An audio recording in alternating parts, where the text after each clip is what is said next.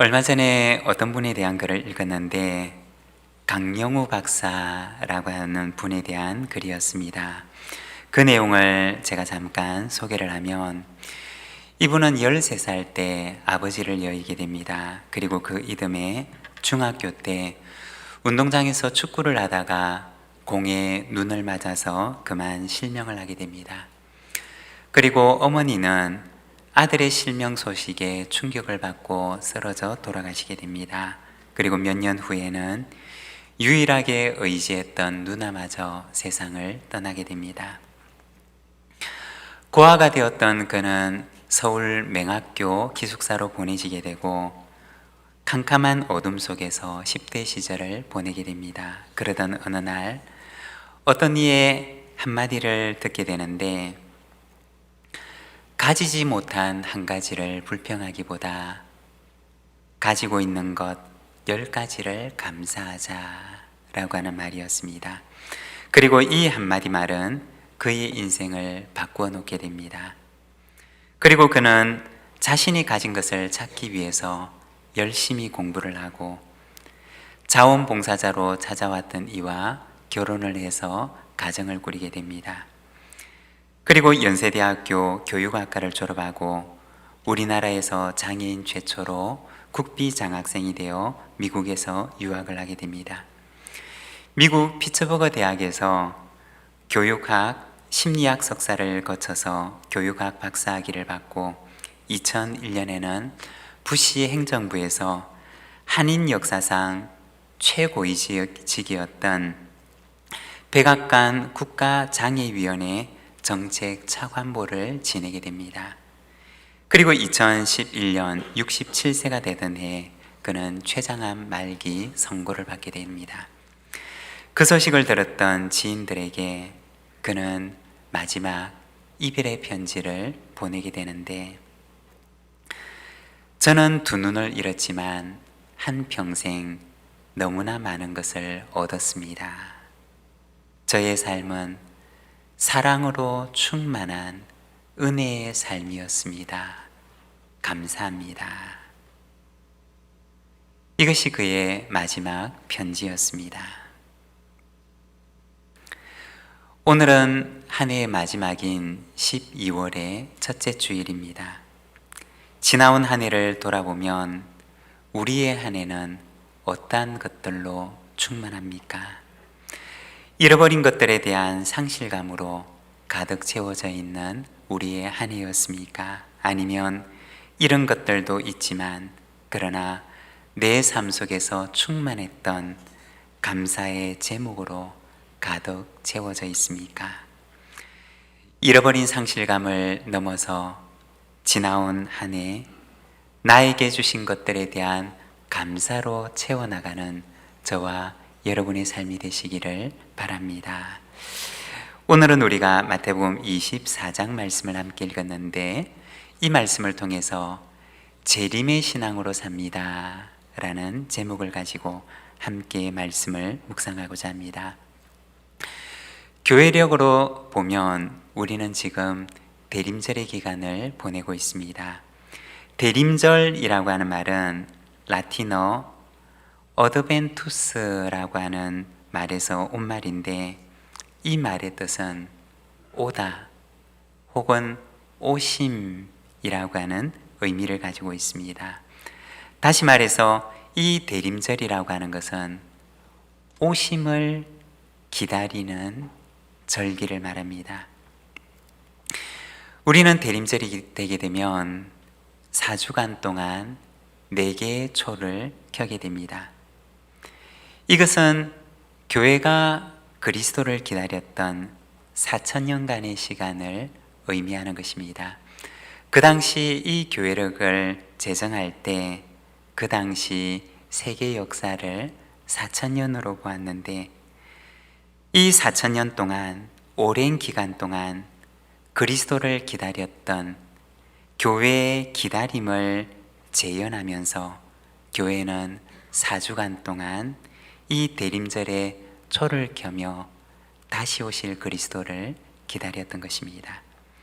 그리고 이 대림절은 또한 다시 오실 주님을 기다리는 기간입니다.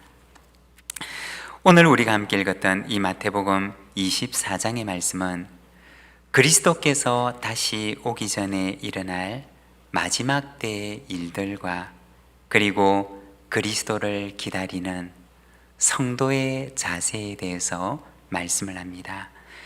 오늘은 우리가 대림절의 기간을 보내면서 마태복음 말씀을 통해 재림의 신앙으로 산다는 것은 어떤 것인가에 대해서 우리가 함께 말씀을 묵상하고 또 함께 기도하는 시간이 되기를 원합니다. 여러분, 재림의 신앙으로 산다는 것은 어떻게 사는 것을 말하는 것일까요? 먼저 첫 번째로 그것은 청지기의 신앙으로 사는 것입니다. 오늘 말씀은 마지막 때에 대해서 그리고 재림의 때에 대해서 말씀을 하고 있습니다. 먼저 재림의 시기에 대해서는 36절의 말씀을 보게 되면 그러나 그날과 그때는 아무도 모르나니 하늘의 천사들도 아들도 모르고 오직 아버지만 아시느니라고 하십니다. 재림의 시기는 아무도 모른다고 성경은 말씀하십니다. 한때 우리 한국교회에서는 이 재림의 시기에 대해서 많은 관심을 기울였던 때가 있었습니다. 제가 어렸을 때만 해도 예수님께서 재림하실 때가 언제다라고 이야기를 하는 분들이 참 많이 있었습니다. 그리고 한국교회는 이와 같은 이단들이 참 많이 생겨나게 되었습니다. 그런데 지금만 그랬던 것이 아니라 교회 역사를 보게 되면 2000년 전에도 그렇게 이야기하는 이들이 많이 있었습니다.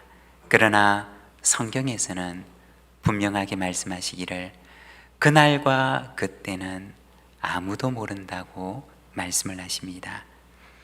그리고 그때는 사람들의 운명이 나뉘게 될 것이라고 말씀을 하십니다. 40절과 41절의 말씀을 보게 되면 그때 두 사람이 밭에 있음에 한 사람은 데려가고 한 사람은 버려둠을 당할 것이요 두 여자가 맷돌질을 하고 있음에 한 사람은 데려가고 한 사람은 버려둠을 당할 것이니라. 밭에 두 사람이 있는데 우리말 성경에서는 잘 나타나 있지 않지만 원어 성경에 보면 이 밭에 있는 두 사람은 두 사람의 남성이었습니다. 어쩌면 이 사람은 한 가족이었는지 모릅니다. 아버지와 아들일 수도 있고 그리고 두 형제가 함께 한 밭에서 일을 하고 있었는지도 모릅니다. 그러나 한 밭에 있는 한 가족에게도 서로 다른 운명이 찾아왔던 것입니다. 맷돌질을 하고 있는 두 여인이 있었는데 어쩌면 이 둘 가운데 한 사람은 어머니이고 또 다른 한 사람은 딸일는지도 모릅니다. 한 사람은 시어머니이고 또 한 사람은 며느리일는지 모릅니다. 그런데 두 여자가 한 맷돌을 갈고 있는데 이들도 역시 서로 다른 운명을 맞이하게 됩니다. 언제 맞이하게 될는지 알 수 없는 그날은 비록 한 가족이라 하더라도 서로 다른 운명을 맞이할 수 있는 날이 될 것임을 말하고 있습니다. 이처럼 그때를 알 수가 없지만 그리고 서로 다른 운명을 맞이하게 될 수 있는 그날을 기다리는 이들에게 44절의 말씀을 보면 권면하기를 이러므로 너희도 준비하고 있으라 생각하지 않은 때에 인자가 오리라고 말씀을 합니다. 그때가 언제가 될는지 알지 못하지만 그러나 그날을 준비하며 기다리는 삶을 살 것을 권면하였던 것입니다. 그날을 어떻게 준비하며 기다려야 하는가? 45절의 말씀을 우리가 함께 봉독하겠습니다. 충성되고 지혜 있는 종이 되어 주인에게 그 집 사람들을 맡아 때를 따라 양식을 나누어 줄 자가 누구냐? 여기에 보면 주님께서는 말씀하시기를 주인의 집을 맡고 있는 청지기처럼 기다릴 것을 말씀을 하셨습니다. 예수님께서는 주인의 집에 있는 종, 주인의 집에 있는 청지기의 비유를 들면서 재림을 기다리는 것에 대해서 말씀을 하셨던 것입니다. 성경에 보게 되면 성경은 이 세상을 간혹 집에 비유를 합니다. 이 세상을 하나님의 집에 비유를 합니다. 그리고 하나님께서는 그 큰 집의 주인이라고 말씀을 하십니다. 그런데 이 주인께서는 그 집을 청지기에게 맡기는 것입니다. 그 집을 관리하는 사람에게 그 집을 맡기고 잠시 먼 길을 떠났다가 돌아오게 됩니다. 그리고 길을 떠난 그 사이에 맡겼던 그 청지기가 주인의 집을 어떻게 잘 관리했는지를 돌아보는 것입니다. 어떤 청지기는 주인의 뜻대로 그 집을 잘 관리를 해서 주인에게 칭찬을 받습니다. 그러나 또 어떤 청지기는 주인이 없는 그 기간 동안 주인의 것을 마치 제 것인 양 여기면서 흥청망청 살다가 주인이 돌아왔을 때 주인의 책망을 받고 주인은 그에게 맡겼던 모든 것들을 다시 거두어 가게 됩니다.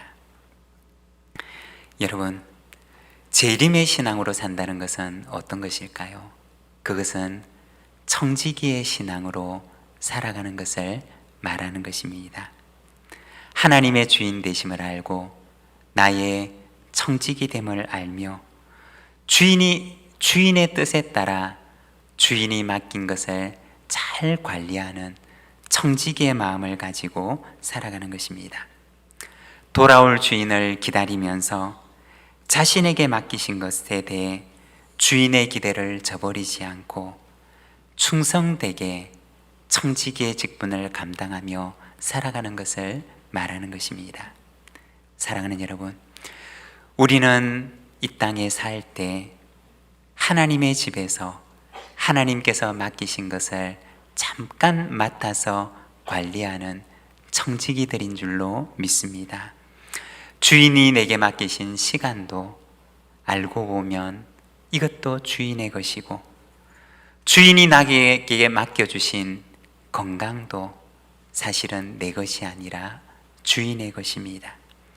그리고 주인이 나에게 맡겨주신 이 직분도 사실은 우리가 잠깐 동안만 맡고 있는 청지기일 뿐이라는 것입니다. 오늘 내가 가지고 있는 것 가운데 나의 것은 사실 아무것도 없습니다.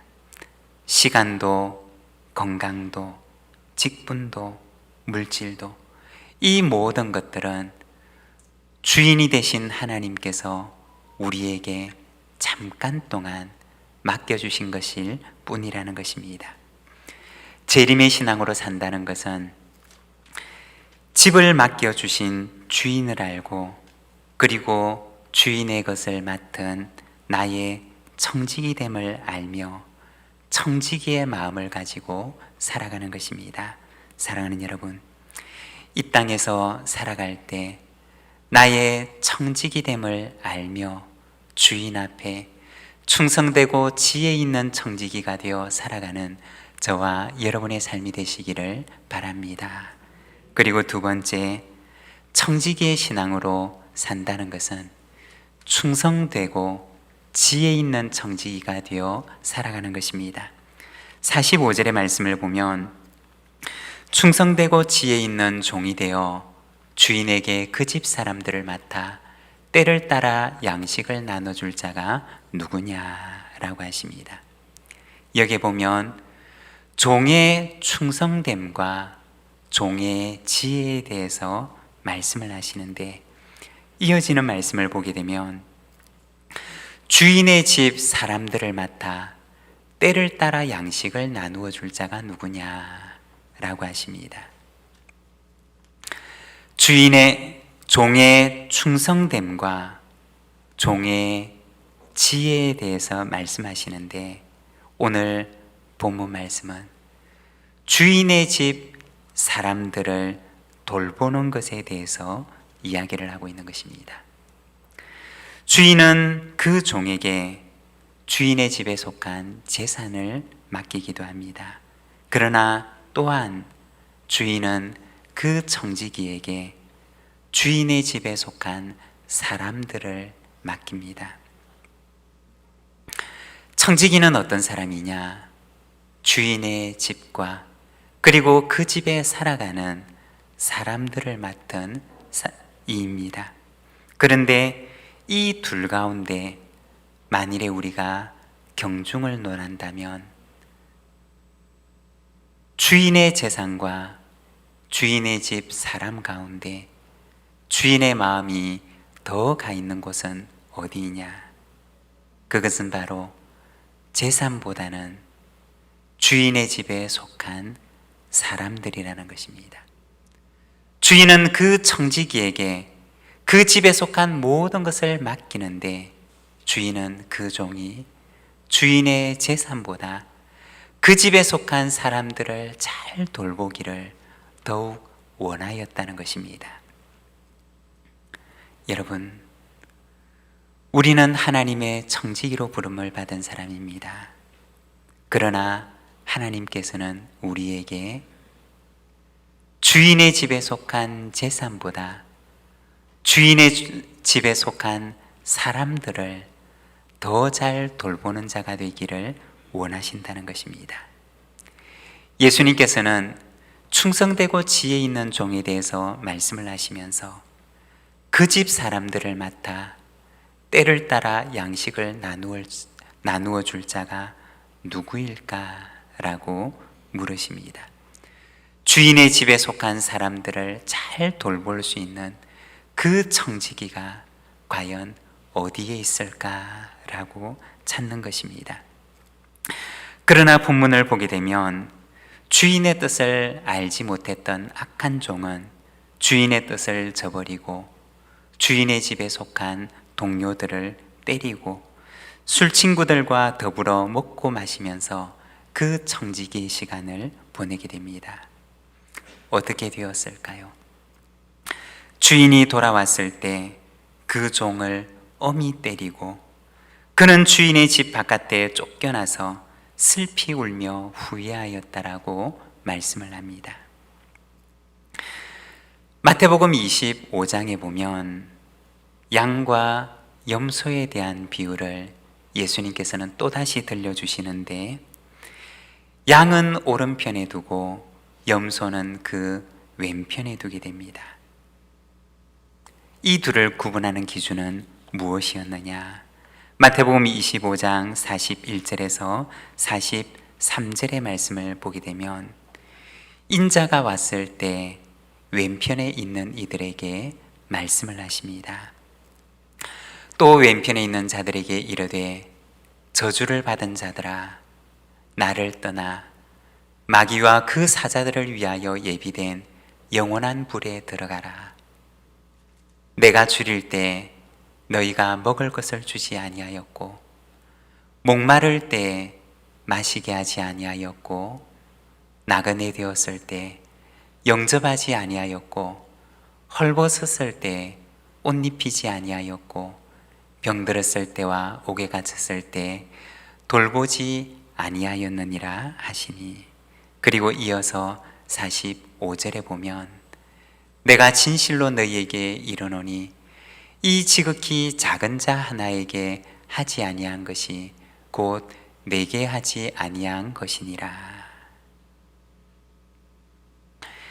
여기에 보면 인자는 그 왼편의 선자들에게 말하기를 지극히 작은 자 하나에게 하지 아니한 것이 곧 나에게 하지 아니한 것이라고 말씀을 하십니다.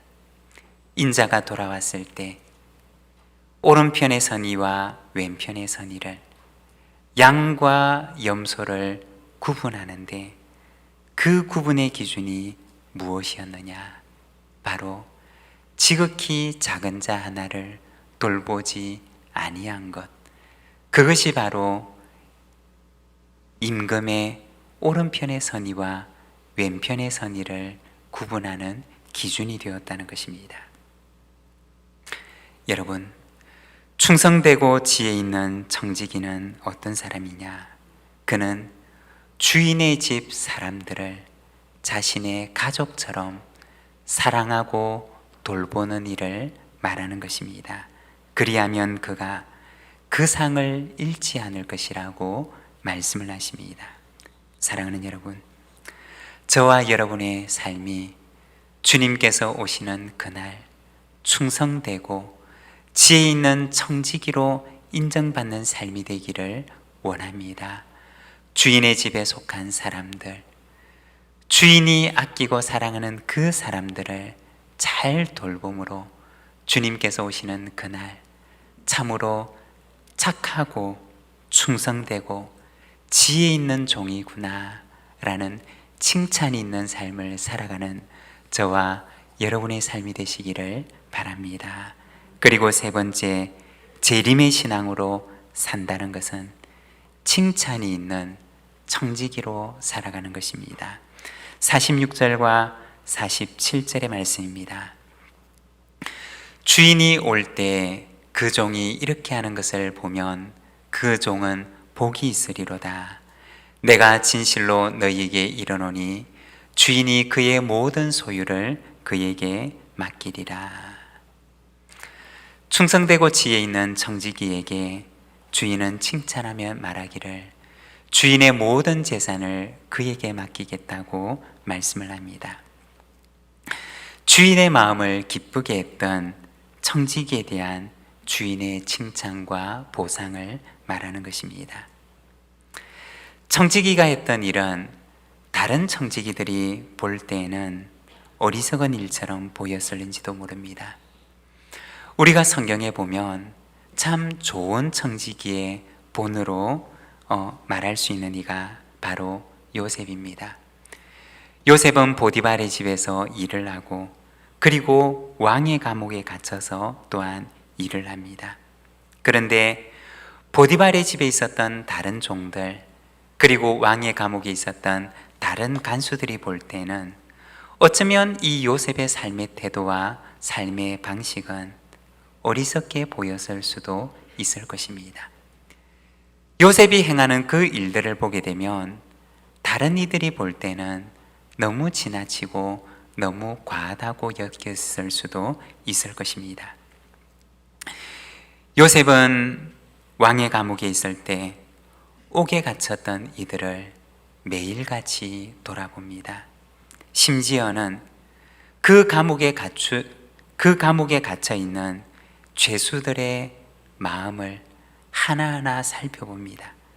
그리고 그들의 얼굴의 빛을 날마다 살펴보며 그 죄수들을 돌아봅니다.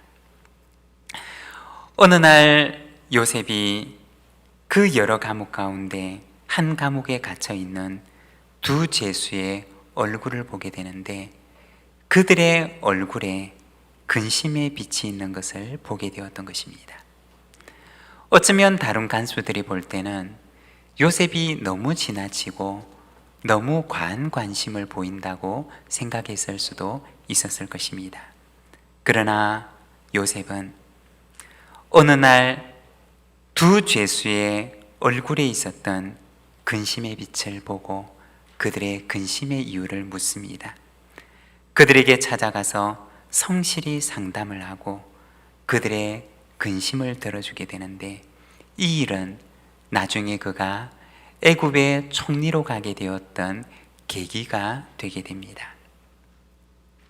여러분, 청지기는 언젠가 주인 앞에 서게 되는 날이 오게 됩니다.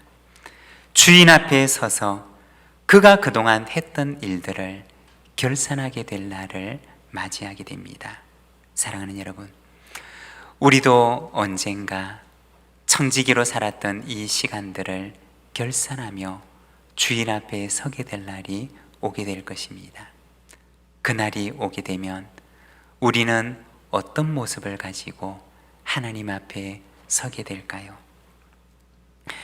재림의 신앙으로 산다는 것은 청지기의 신앙을 가지고 살아가는 것입니다. 그리고 충성되고 지혜 있는 청지기가 되어서 주인의 집 사람들을 돌보는 청지기로 살아가는 것입니다. 그리고 주인의 칭찬을 받도록 살아가는 청지기를 말하는 것입니다. 오늘은 우리가 대림절 둘째 주일을 보내고 있습니다. 다시 오실 재림의 주님을 기다리며 오늘 우리도 충성되고 지혜 있는 청지기로 살아가는 우리 부산진 모든 믿음의 가족들이 되시기를 바랍니다. 우리 시간 함께 기도하기를 원합니다. 우리는 언젠가 결산의 때를 기다리는 주인 앞에 서게 될 것입니다. 그날과 그 시는 아무도 알 수가 없지만 그러나 어느 날 우리는 바로 그날이 내 눈앞에 임박해 있는 바로 그 순간을 맞이하게 될 것입니다. 우리가 재림의 주님을 기다리며 산다는 것은 청지기의 신앙을 가지고 청지기의 마음으로 충성되고 지혜 있는 청지기의 태도로 살아가는 것을 말하는 것입니다. 오늘 우리에게 주신 말씀을 생각하며 나에게 주신 그 한마디 말씀을 붙들고 우리 시간 함께 하나님 앞에 기도하며 나가겠습니다.